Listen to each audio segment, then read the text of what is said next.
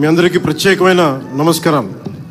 రాజమండ్రి అనగానే గుర్తుకొచ్చేది గోదావరి తీరం. ఎప్పుడు కూడా ఒక తీరం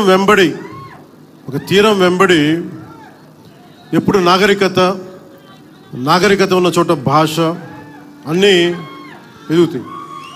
అలాంటి పరిస్థితుల్లో ఈ నేల ఎలాంటిదంటే మనకి ఆంధ్రుల అన్నపూర్ణగా పేరుగాంచిన డొక్కా సీతమ్మ గారికి జన్మనిచ్చిన నేల ఇది. కవి మహాభారతాన్ని మనకి తెలుగులో అందించిన మన ఆదికవి నన్నయ్య గారికి జన్మనిచ్చిన నేల ఇది. అలాగే ఎంతోమంది కళాకారులకి సామాజికవేత్తలకి జన్మనిచ్చింది.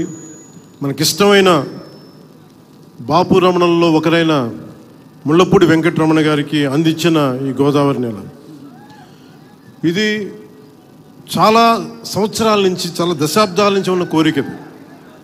ఈ మన హ్యావ్లాక్ బ్రిడ్జ్ ఒక చాలా పురాతనమైంది. దీనిని వాడకుండా వదిలేసాం. దీన్ని ఎలా చేయాలి అనేది చాలామంది ప్రజల ఆకాంక్ష, గోదావరి జిల్లా ప్రజల ఆకాంక్ష. మనం అడిగిన వెంటనే దీన్ని ఒక టూరిజం కింద ఒక మంచి ప్రాజెక్ట్ చేయాలంటే ఈ రోజున ఇది ఒక్క ప్రాజెక్టేగా దాదాపు 430 కోట్ల రూపాయలు పెట్టి 7 ప్రాజెక్టులను ఈ రోజున ఆంధ్రప్రదేశ్ మొత్తం మీద పనులు ప్రారంభిస్తున్నాం. ఈ రోజున దాటి మీద కొన్ని ఏమో ఇవి ప్రణాళికలు సిద్ధం కావడం, కొన్ని ఏమో పనులు పూర్తి అవ్వడం, ఇలా చేస్తూ ఉన్నాం. దాంట్లో ముఖ్యమైనది ఈరోజు మనకి అఖండ గోదావరి ప్రాజెక్టు.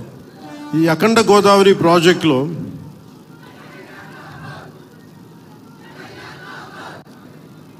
రెండు 2024 ఎన్నికల సమయంలో ఎన్డీఏ కూటమి నిర్ణయించుకుంది ఈ రాష్ట్రాన్ని అన్ని రంగాల్లో సమగ్ర అభివృద్ధి సాధించేలా పనిచేయాలని. దాంట్లో భాగంగానే గౌరవ ముఖ్యమంత్రి శ్రీ నారా చంద్రబాబు నాయుడు గారు ఆ రోజు మేమందరం కూటమి భాగస్వాములు అందరూ అనుకొని ప్రతిదీ కూడా ముఖ్యంగా పర్యాటక రంగంలో ఎక్కువగా యువతకి ఎక్కువ ఉపాధి అవకాశాలు ఉంటాయి. అంటే మీరు ఊహించుకోండి, దీనికే ఈ చేస్తున్న ఈరోజు ప్రాజెక్టుకి ముందుగా స్టార్ట్ అయ్యి దాదాపు ఒక 800 మందికి ఎంప్లాయ్మెంట్ దొరుకుతుంది దీనివల్ల. ఇవన్నీ కాకుండా దాదాపు 4 లక్షల మంది, పూర్తయితే 4 లక్షల మంది కనీసం సంవత్సరానికి పర్యాటకుల మినిమం అని, అంతకుమించి పైకి వెళ్ళే అవకాశాలు చాలా ఎక్కువ ఉన్నాయి. దీనికి గౌరవ ప్రధానమంత్రి గారు నరేంద్ర మోదీ గారు ప్రత్యేకించి ఇందాక సోదరి భారతీయ జనతా పార్టీ అధ్యక్షులు శ్రీమతి పురంధేశ్వరి గారు చెప్పినట్టుగా మీరు డబుల్ ఇంజిన్ సర్కార్ అంటే అది పదంలాగా ఉండిపోద్ది. మీకు తెలుసు కదా, మీరు బైకుల్లో, నేను ఎప్పుడు గోదావరి జిల్లాలో తిరుగుతుంటే మీ బైకుల సౌండ్ నాకు తెలుసు కదా ఎలా ఉంటాయి, దారుణంగా ఉంటాయి. బైక్ సౌండ్ చెవులు చిల్లులు పడేలా ఉంటాయి. ఎందుకని మీరు కోరుకుంటారు సీసీ ఎక్కువ ఉండాలి, పవర్ ఎక్కువ ఉండాలి ఇంజన్లో అని. పవర్ ఎంత ఎక్కువ ఉంటే ఇంజన్ అంత ముందుకు వెళ్తుంది.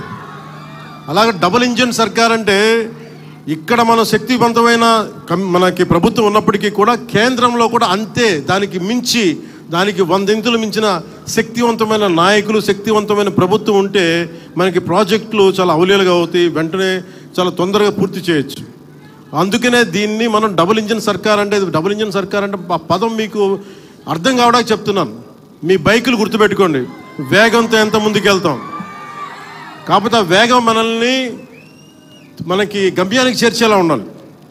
అందుకని అలాంటి చాలా ప్రత్యేకమైన గైడ్లైన్స్ తోటి ముఖ్యంగా ఈరోజు మనకి విచ్చేసిన మన కేంద్ర టూరిజం శాఖ మార్చులు గజేంద్ర సింగ్ షెకావత్ గారు ఈ రోజున మన స్టేట్కి మద్దతు ఇవ్వటం ఈరోజు మొదటిసారి కాదు. ఈ రోజున మనకి విశాఖ స్టీల్ ప్లాంట్ కూడా మనకి ఈ రోజున దాన్ని ప్రైవేటీకరణ కాకుండా కాపాడగలిగామంటే దానికి ముందస్తుగా దానికి బీజాలు చేసింది గజేంద్ర సింగ్ షెకావత్ గారు జలశక్తి మినిస్టర్గా ఉన్నప్పుడు. పోలవరం ప్రాజెక్ట్ని, sir I been telling you that how much you have understood Polavaram projects. అంటే పోలవరం ప్రాజెక్ట్ ఆయన మనకున్న, అంటే నిజంగా చెప్పాలంటే నాకు కూడా అంత డీటెయిల్డ్గా నేను అర్థం చేసుకోలేనేమో, కానీ ఆయన being a public servant, former public servant, ఆయన అర్థం చేసుకొని పోలవరం ప్రాజెక్ట్ని వెంటనే దాన్ని వర్క్ చేసి పెడితే, దానికి కావాల్సిన వర్క్ చేసి పెడితే ఈ రోజున ప్రైవేటీకరణ ఆకుండా ఉందంటే దానికి ఆయన వేసిన నాంది అంత బలమైంది. ఎప్పుడు Gajendra Singh Shekhawat ji always wants our Andhra Pradesh to be very progressive, to have a greater development, and he would like all the support which is needed, and he would extend that. This is not the first time, this is not going to be the last time. As long our NDA government continues, the growth will happen in a fast-paced manner. And we are grateful to you, sir. We are extremely grateful to you for the support you have extended. ముఖ్యంగా ఈ అఖండ గోదావరి ఈ Havelock బ్రిడ్జ్లో కానీ ఇదే river front అని చెప్తా ఉన్నాం మనం. ప్రత్యేకించి మనకి 974 కిలోమీటర్ల కోస్తా తీరం, కృష్ణా నదీ తీరం, గోదావరి, ఇంకా మన మన ఆంధ్రాకి వెళ్తే అనేక చిన్న చిన్న నదులు, నాగావళి, వంశధార, ఇట్లాంటి అన్నింటిలో కూడా ఎప్పుడు నదీ పరివాహక ప్రాంతాల్లో ఎక్కువ మనకి రివర్ ఫ్రంట్ ఉంటుంది. అంటే మనం ఒడ్డును కూర్చొని చూడగలిగే పారుతుంటే దాన్ని మిగతా దేశాలు విపరీతమైన టూరిజం డెవలప్ చేస్తారు. మనకి నదులు అనేవి మనం ఎలా చూస్తామంటే విదేశాల్లో కేవలం అక్కడ కూర్చోబెట్టి రెస్టారెంట్స్ లేదంటే ఇవి పెడతారు. మన నది మన జీవనంలో భాగం. మన నది మన సంస్కృతిలో భాగం మనకి. అలాంటి భాషా సంస్కృతులు పరివిడిల్లే తీరవాహక ప్రాంతాలు మనవి. అందుకని వీటిని ముఖ్యంగా మనం కూర్చుని పుష్కర్ ఘాట్లు డెవలప్ చేయడంతో పాటు ముఖ్యంగా మన కళలు వీటి మొత్తం చూస్తే దాదాపు అక్కడ మనకున్న షాప్స్ పెట్టడం కానీ, మన సంస్కృతికి సంబంధించిన షాప్స్ కానీ ఇవన్నీ పెట్టడానికి చాలా బలమైన ప్రణాళిక చేశారు. ఇది మీకు ఇన్ డీటెయిల్ మీకు తెలుస్తూ ఉంటుంది. అలాగే ఇది ఒక్కటే కాకుండా మనకి అన్నవరం కానీ, గండికోట కానీ, అలాగే మళ్ళీ కూర్చోబెట్టి మనకి ఈ శ్రీశైలం కందులు దుర్గేష్ గారి నాయకత్వంలో ఆయన విదేశాలకు కూడా వెళ్ళారు. ఇక్కడి నుంచి వియత్నాం వెళ్ళి ప్రత్యేకించి మన బుద్ధ భగవానికి సంబంధించిన అవశేషాలని ఆయనకి అందజేయడం జరిగింది. ఇలాంటి వాటన్నిటికీ అంటే మన టార్గెట్ ఏంటంటే ఆయన ఆధ్వర్యంలో ఈ 4 ఏళ్ల కాలంలో కేంద్ర రాష్ట్ర ప్రభుత్వాల ఉమ్మడి సహకారంతో 2035 నాటికి 35 లక్షల పర్యాటకులను అఖండ గోదావరి ప్రాజెక్టు ఆకర్షించేలాగా, అలాగే రాష్ట్ర వ్యాప్తంగా ఉన్న పర్యాటక కేంద్రాలకు పునర్జీవం పోసేలాగా గౌరవ ప్రధానమంత్రి శ్రీ నరేంద్ర మోదీ గారి సహకారం, గౌరవ ముఖ్యమంత్రి శ్రీ నారా చంద్రబాబు గారి నాయకత్వం, అలాగే పర్యాటక రంగాన్ని అద్భుతంగా తీర్చిదిద్దాలి అన్న ఆలోచనతో ఉన్న మన నేలబిడ్డ కందుల దుర్గేష్ గారు వారి సారథ్యంలో రాష్ట్ర పర్యాటక రంగం ముందుకు పోతుందని తెలియజేస్తూ, అలాగే మన రాజమండ్రి ఎంపీగా మన భారతీయ జనతా పార్టీ అధ్యక్షులు సోదరీమణులు మనకి ఆవిడ సహకారం ఇవ్వకపోతే, ఆవిడ దీన్ని ముందుండి తీసుకెళ్ళకపోతే మటుకు దీన్ని మెటీరియలైజ్ చేయడం కష్టం. ఎందుకంటే ఇన్ని పనుల మధ్యలో మన పనిని చెప్పడానికి చాలా తిరగాల్సి వస్తుంది. ఇవన్నీ చెప్పినందుకు వారికి ప్రత్యేకించి ధన్యవాదాలు తెలుపుకుంటా ఉన్నాను.